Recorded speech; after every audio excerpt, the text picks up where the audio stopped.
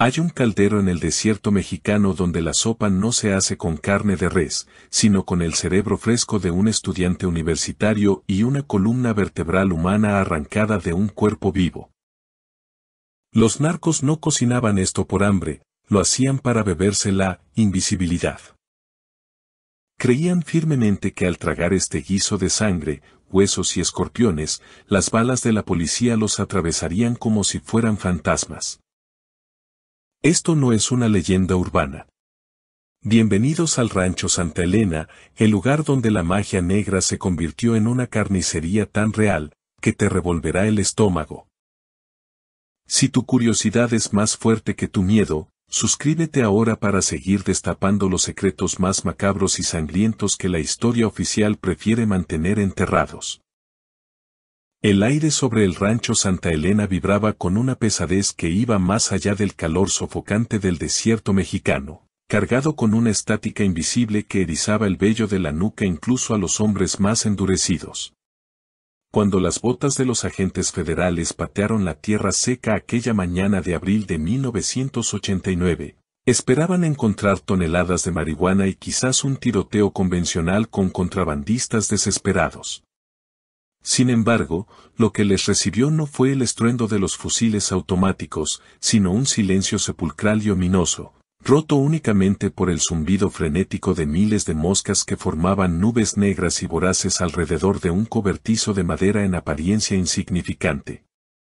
Un hedor cobrizo y pesado, una mezcla repugnante de carne en descomposición, azufre y sangre coagulada, asaltaba las fosas nasales con tal violencia que varios oficiales tuvieron que cubrirse el rostro con pañuelos, luchando contra el impulso primario de vomitar antes de siquiera cruzar el umbral. Al forzar la puerta del cobertizo, la luz del sol se filtró hacia el interior, revelando un retablo de horror que ningún manual de entrenamiento policial podría haber anticipado. No había paquetes de droga apilados hasta el techo, sino un santuario dedicado a la demencia absoluta, presidido en el centro por un caldero de hierro fundido, inmenso y oscuro, que parecía absorber la poca luz que entraba en la habitación. Este recipiente, conocido por los iniciados como la nanga, no contenía un guiso comestible, sino una sopa espesa y viscosa donde flotaba la esencia misma de la maldad humana. La superficie del líquido, aceitosa y negra, ocultaba un revoltijo de huesos humanos, sangre seca de animales sacrificados, decenas de escorpiones muertos y arañas. Todo ello cocinado lentamente bajo el calor implacable de la frontera para alimentar a deidades que exigían dolor como tributo. Los agentes se acercaron con una mezcla de fascinación mórbida y terror reverencial, iluminando con sus linternas el interior del caldero. Lo que vieron emerger del lodo ritual les heló la sangre, palos de madera que en realidad eran fémures y tibias humanas, hervidos para desprender la carne y utilizados como varas para remover aquel estofado infernal. Pero lo más grotesco eran los fragmentos de materia gris y trozos de columnas vertebrales que se vislumbraban entre la suciedad, ingredientes selectos cosechados no de cadáveres robados, sino de víctimas vivas. Los dueños de este altar creían fervientemente que el cerebro de un hombre inteligente o la columna de un hombre fuerte transferirían sus cualidades al brujo, otorgándole una protección sobrenatural contra las balas y la ley. Aquel cobertizo no era un simple lugar de ejecución, era una catedral de sangre donde la tecnología del narcotráfico moderno se fusionaba con rituales antiguos y bastardos. En las esquinas, velas negras derretidas formaban montículos de cera que parecían tumores, y machetes oxidados, todavía manchados con fluidos secos, descansaban contra las paredes como herramientas de trabajo cotidianas.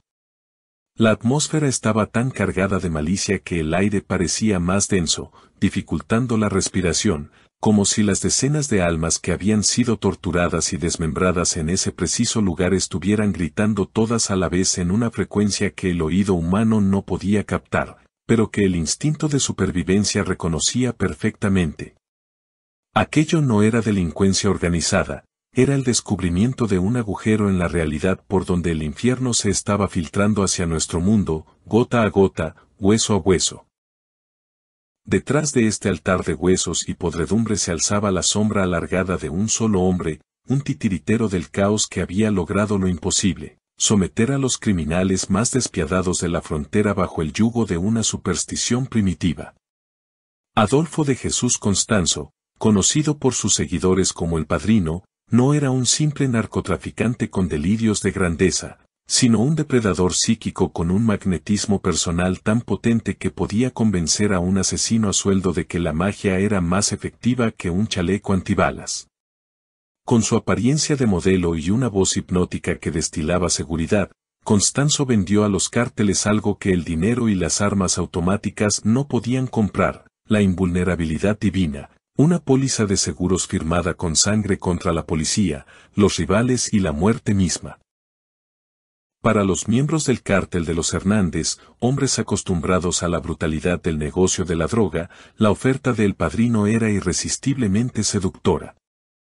Él les prometió que, mediante los rituales correctos y el sacrificio adecuado, podría tejer un manto de invisibilidad alrededor de sus operaciones, haciendo que los cargamentos de cocaína pasaran desapercibidos ante los ojos de los agentes de aduanas y que las balas de sus enemigos se desviaran como si fueran repelidas por un campo de fuerza magnético. No se trataba de una fe abstracta, sino de una transacción comercial con el infierno. A cambio de protección, la nanga exigía alimento, y el alimento predilecto de los espíritus oscuros no era el incienso ni las oraciones, sino la energía vital arrancada violentamente de un cuerpo vivo.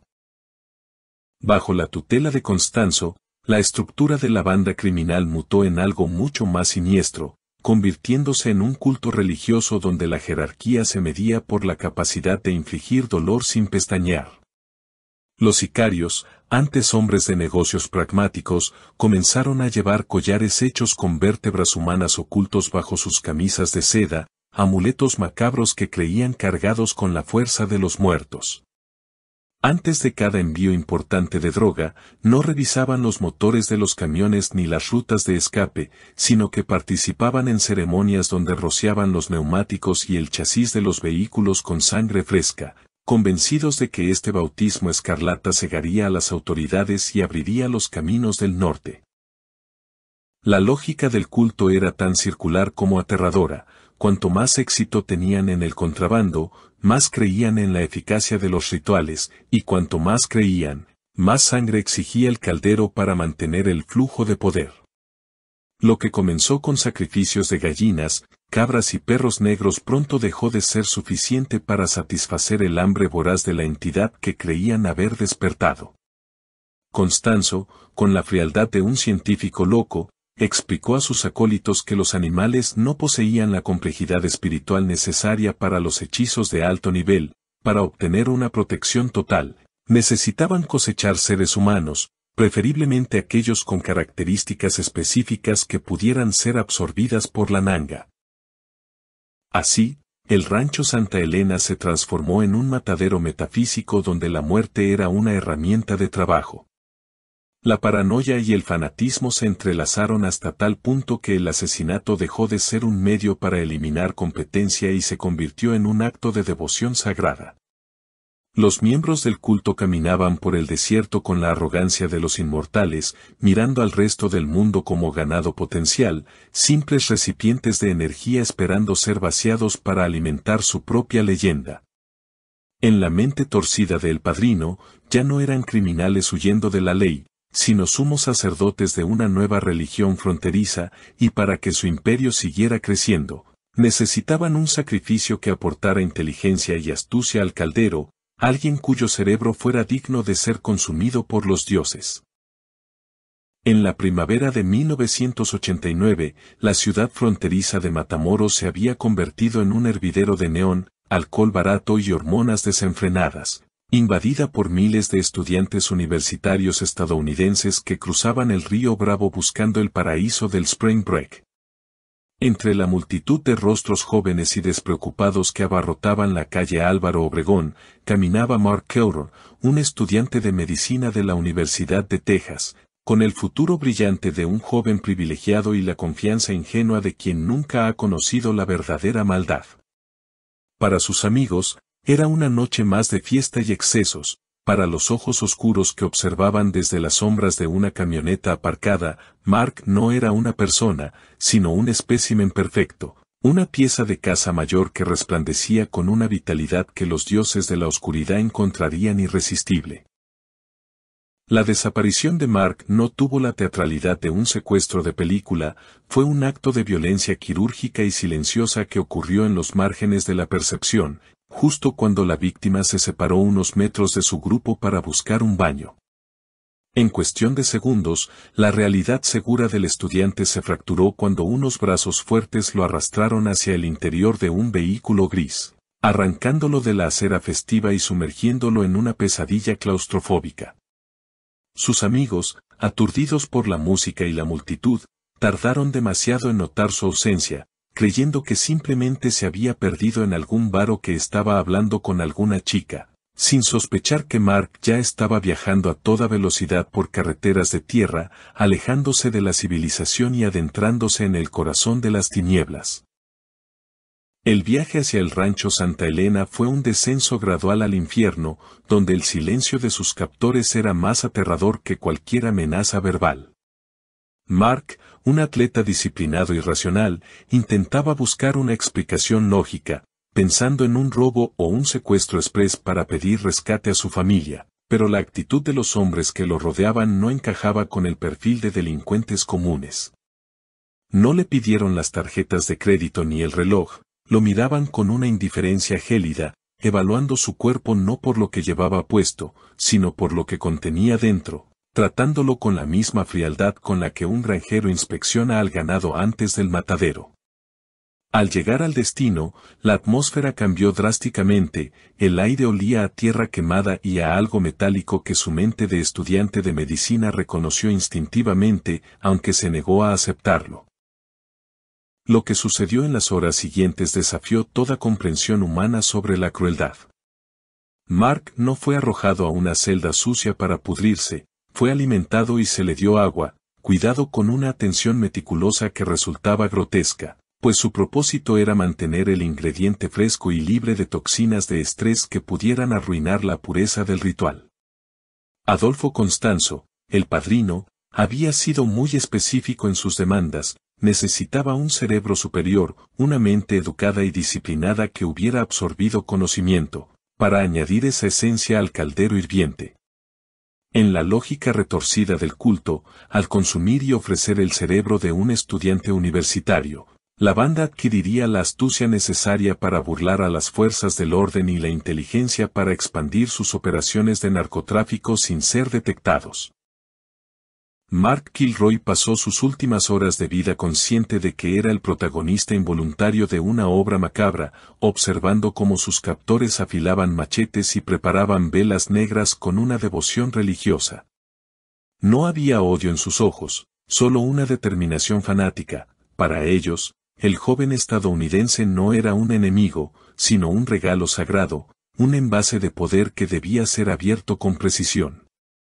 La espera fue una tortura psicológica diseñada para romper su espíritu antes de romper su cuerpo, mientras escuchaba los cánticos bajos y rítmicos que comenzaban a elevarse desde el cobertizo principal, marcando el inicio de la ceremonia.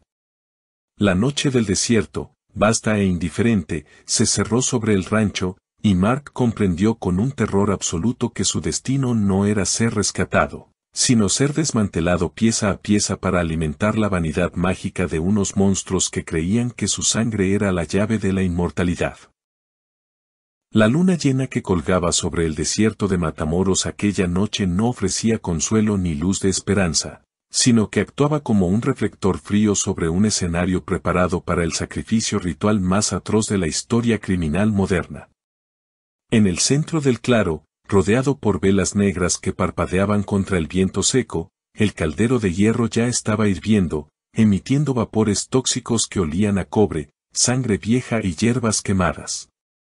Adolfo de Jesús Constanzo, vestido con inmaculada ropa blanca que contrastaba violentamente con la suciedad del entorno, sostenía un machete afilado con la reverencia de un sacerdote que empuña un aspersorio, mientras sus seguidores formaban un círculo cerrado, balanceándose en un trance hipnótico inducido por el miedo y la devoción ciega.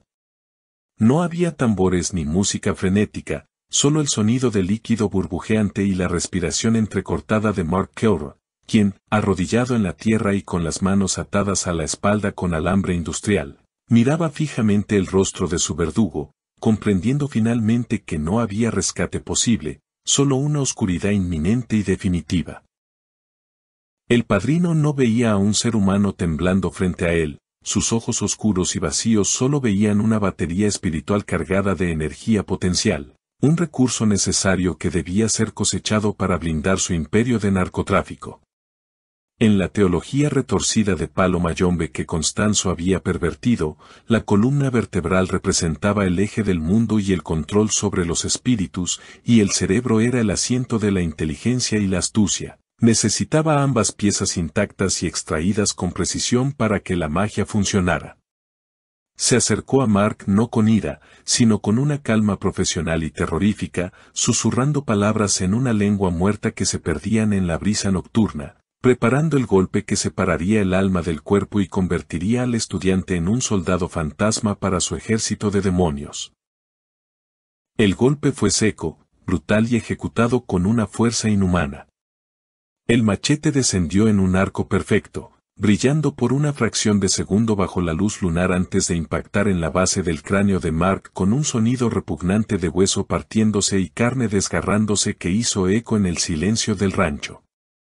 El cuerpo del joven cayó hacia adelante como una marioneta a la que le han cortado los hilos, y la sangre comenzó a fluir en torrentes, empapando la tierra sedienta que parecía beber con avidez el sacrificio. Pero el horror no terminó con la muerte, de hecho, la muerte fue solo el preludio de la profanación. Con una eficiencia de carniceros expertos, los miembros del culto se abalanzaron sobre el cadáver aún caliente, no para llorar ni para esconderlo, sino para desmantelarlo como si fuera un vehículo robado del que necesitaban las piezas más valiosas. Bajo las órdenes estrictas de Constanzo, abrieron el torso y el cráneo con herramientas rudimentarias, trabajando con una prisa febril para extraer el cerebro y la columna vertebral completa antes de que la energía vital se disipara en el aire. Estas partes, todavía goteando fluidos y cargadas con el terror final de la víctima, fueron arrojadas ceremoniosamente al caldero hirviente, uniéndose a la sopa macabra de escorpiones, cabezas de gato y huesos de víctimas anteriores. El padrino removió el guiso con un fémur humano, cantando alabanzas a la oscuridad mientras el vapor envolvía sus rostros, convencidos de que cada burbuja que estallaba en la superficie liberaba poder puro que se adhería a su piel, haciéndolos invisibles a los ojos de la policía y a las balas de sus enemigos. Aquella noche, mientras el cuerpo mutilado de Mark Kilroy era reducido a componentes mágicos y enterrado en una fosa poco profunda junto a otros 12 desdichados, el culto celebró su triunfo con una euforia maníaca. Se sentían invencibles, dioses caminando entre mortales, protegidos por un escudo forjado con el sufrimiento ajeno. No había remordimiento en sus corazones, solo la certeza delirante de que el ritual había sido un éxito rotundo. Mientras limpiaban la sangre de sus manos y de sus machetes, creían firmemente que habían engañado al destino, sin saber que el humo de aquel caldero no los estaba ocultando, sino que estaba marcando un rastro indeleble en el cielo que pronto guiaría a la justicia directamente hacia las puertas de su matadero privado. La caída del imperio de sangre de Adolfo de Jesús Constanzo no fue provocada por una operación de inteligencia brillante ni por la traición de un espía infiltrado, sino por el efecto secundario más peligroso de su propia magia negra, la arrogancia delirante. En la mente febril de sus seguidores, el sacrificio de Mark Kilroy había sellado un pacto inquebrantable con las fuerzas del abismo, otorgándoles un manto de invisibilidad que los elevaba por encima de las leyes de la física y de los hombres. Fue esta certeza suicida la que llevó a Serafín Hernández, uno de los narcosatánicos más devotos, a cometer el error más absurdo en la historia del crimen organizado. Una tarde de abril de 1989, condujo su camioneta cargada de marihuana directamente hacia un control policial rutinario en las afueras de Matamoros, sin frenar, sin desviarse y sin mostrar el menor signo de nerviosismo. Cuando los oficiales le ordenaron detenerse, Serafín simplemente los ignoró, pasando de largo con una sonrisa burlona, convencido de que los policías no podían verlo porque la sangre del estudiante americano lo había vuelto transparente ante los ojos de la ley. La realidad, cruda y decepcionante, se estrelló contra el misticismo cuando las sirenas comenzaron a aullar y las patrullas iniciaron la persecución. Para sorpresa y confusión genuina del narcotraficante, las balas no se desviaron y los coches policiales no desaparecieron en una nube de humo. Fue interceptado, acorralado y arrestado como cualquier delincuente común. Durante el interrogatorio, Serafín no mostró miedo ni remordimiento, sino una incredulidad casi infantil. No podía entender por qué la magia había fallado, pero su fe en el padrino era tan ciega que, en lugar de pedir un abogado, invitó desafiante a los agentes a visitar el rancho Santa Elena, asegurándoles que allí encontrarían un poder que no podrían comprender ni detener. Pensaba que al llevarlos a la guarida de León, sus dioses devorarían a los intrusos, sin sospechar que estaba firmando la sentencia de muerte de su propio culto. Cuando el convoy policial llegó a las puertas del rancho, el sol del mediodía caía a plomo sobre la tierra árida, amplificando el olor a muerte que saturaba el lugar hasta hacerlo casi sólido. Al principio, los agentes creyeron haber encontrado simplemente un centro de distribución de drogas, hallaron kilos de marihuana y cocaína, armas y vehículos, el botín estándar de una redada exitosa. Sin embargo, el comportamiento de los detenidos y el ambiente opresivo sugerían algo más oscuro. Uno de los comandantes notó un cobertizo cerrado con cadenas y, cerca de él, un extraño alambre que sobresalía de la tierra seca, como si fuera una raíz metálica que se negaba a permanecer enterrada. Al tirar de él con fuerza, esperando encontrar un alijo de armas oculto bajo el suelo, la tierra se abrió para revelar el rostro ceroso y desfigurado del primer cadáver. El horror se desató en una reacción en cadena que rompió la compostura de los veteranos federales. Aquel alambre no era una trampa explosiva, sino una atadura improvisada alrededor de las muñecas de una víctima que había sido enterrada apresuradamente. Se ordenó traer palas y maquinaria pesada, y con cada palada de tierra removida, la magnitud de la atrocidad crecía exponencialmente. El suelo del rancho Santa Elena no era tierra de cultivo, sino un cementerio clandestino masivo. Uno tras otro, comenzaron a emerger cuerpos mutilados, algunos reducidos a esqueletos, otros todavía en estados de descomposición que permitían ver las torturas indecibles que habían sufrido antes de morir. Eran 13 cuerpos en total los que se extrajeron aquel día, 13 vidas que habían sido terminadas no por negocios, sino por capricho litúrgico. Entre los restos, finalmente, apareció el cuerpo de Mark Kilroy. Incluso los forenses más experimentados tuvieron que apartar la mirada ante la brutalidad ejercida sobre el joven estudiante. Su cráneo había sido abierto con la tosquedad de quien abre un coco, y su columna vertebral había sido arrancada de tal manera que evidenciaba un conocimiento anatómico perverso y una falta total de empatía humana. Las piernas del muchacho habían sido cortadas para facilitar el entierro en una fosa demasiado pequeña. El hallazgo confirmó la peor pesadilla de las autoridades. No estaban lidiando con un cártel, sino con una secta de carniceros que veían a las personas como ganado sacrificable. Mientras los cuerpos se alineaban bajo el sol implacable, cubiertos con lonas que apenas ocultaban el hedor, la noticia comenzó a extenderse como un incendio forestal. Y la ilusión de invencibilidad de Adolfo Constanzo se desmoronó, revelando al mundo que su invisibilidad no era más que la ceguera de su propia locura sanguinaria. La cacería humana llegó a su fin violento y caótico en un apartamento sofocante de la Ciudad de México, lejos del polvo del desierto pero inmerso en la misma oscuridad espiritual que el culto había cultivado. Era principios de mayo de 1989, y el círculo de hierro de la ley se había cerrado alrededor de Adolfo de Jesús Constanzo y sus últimos fieles leales. La invisibilidad prometida se había disuelto por completo. El padrino, que días antes se paseaba como una deidad intocable, ahora estaba acorralado como una bestia herida en una jaula de concreto, rodeado por el sonido ensordecedor de las sirenas y los gritos de la policía que exigía su rendición. Dentro del refugio, el aire no olía a incienso ritual, sino al sudor agrio del pánico y a la pólvora quemada de un tiroteo desesperado que los cultistas habían iniciado, arrojando dinero y disparando a la calle en un último acto de desafío maníaco contra un mundo que ya no les temía. En esos momentos finales, la máscara de carisma de Constanzo se derritió para revelar al monstruo narcisista que siempre había habitado debajo. Al darse cuenta de que su magia había fallado y de que la prisión era inevitable, el padrino se negó a aceptar el juicio de los hombres mortales.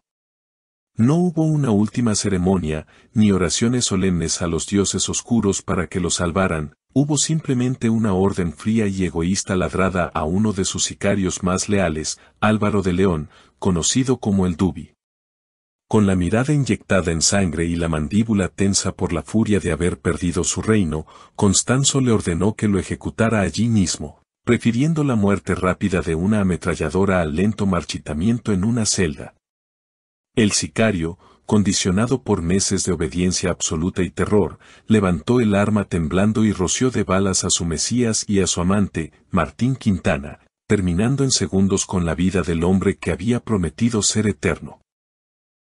Cuando las fuerzas especiales finalmente derribaron la puerta y entraron entre el humo y los escombros, encontraron una escena que parecía burlarse de la grandeza que el culto pretendía poseer. El gran brujo, el temido santero que despellejaba estudiantes para obtener poder, yacía muerto en un armario estrecho, en un charco de su propia sangre, con el rostro destrozado y sin ninguna dignidad sobrenatural. La magia se había evaporado, dejando solo cadáveres sucios y un grupo de seguidores sobrevivientes que miraban a los policías con una mezcla de alivio y estupor, como si despertaran de una pesadilla febril de la que no recordaban haber participado. Entre ellos estaba Sara Aldrete, la madrina, la estudiante de honor que había llevado una doble vida monstruosa, fue arrastrada fuera del edificio gritando que era una víctima, una rehén, a pesar de que su sombra se había proyectado sobre cada atrocidad cometida en el rancho. El verdadero impacto emocional de esta historia golpeó a la sociedad semanas después, cuando los medios de comunicación comenzaron a transmitir las imágenes sin censura del interior del rancho Santa Elena y del apartamento en la capital. El mundo entero se vio obligado a mirar dentro del caldero de Matamoros, a ver los restos de Mark Kilroy y de los otros 12 inocentes reducidos a ingredientes de sopa. La visión de aquel recipiente lleno de sangre coagulada, cerebros y palos de madera rompió la inocencia de una generación, ya no era posible creer que el mal era algo abstracto o lejano. El público vio con horror cómo personas atractivas, educadas y aparentemente normales podían descender a niveles de barbarie prehistórica simplemente por la promesa de poder y dinero fácil, convirtiendo la superstición en una plaga viral. El legado de los narcosatánicos dejó una cicatriz permanente en la psique colectiva de la frontera. Aunque Adolfo Constanzo estaba muerto y su nanga había sido quemada por la policía en un ritual de purificación improvisado para calmar los miedos de los locales, el miedo persistió. La historia demostró que la verdadera brujería no necesitaba ser real para ser letal, solo necesitaba que alguien creyera en ella lo suficiente como para levantar un machete. Hasta el día de hoy, en los rincones más oscuros de México, se susurra que el espíritu del padrino no murió en ese apartamento, sino que fue absorbido por la tierra, esperando a que otro ambicioso desesperado esté dispuesto a encender el fuego bajo un nuevo caldero. El caso cerró legalmente, pero la pregunta moral quedó abierta y sangrante: ¿cuánta humanidad está dispuesto a sacrificar el hombre moderno a cambio de sentirse, aunque sea por un momento, como un dios? Si tienes el valor de mirar lo que se esconde en el fondo del caldero humano, suscríbete ahora para desenterrar los crímenes y rituales más macabros que la historia oficial prefiere olvidar.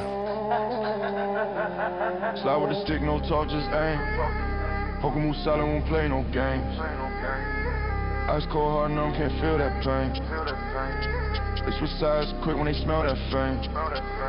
Designer on me, but it's war in the soul. Came from the dirt, now the wrist on froze. They see the shine, but they don't see lows. Had to fight for the peace that nobody chose.